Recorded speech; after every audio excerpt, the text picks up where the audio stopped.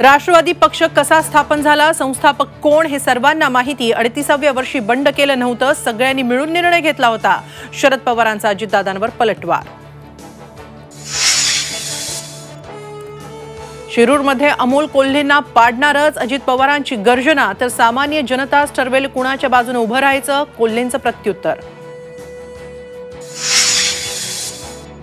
विरोधक एकत्र येणार नसेल तर आपण लोकसभेच्या 48 जागा ताकदीनं लढवू. आंबेडकरांचं मोठं विधान. तर सत्ता परिवर्तनासाठी आंबेडकर सोबत हवेत, राऊत वडेट्टीवारांची प्रतिक्रिया. संभाजीनगरच्या लोकसभा जागेवरून ठाकरे गटात जुंपली. ज्याच्या दम तो लोकसभा लढवणार, अंबादास दानवेंचं आव्हान.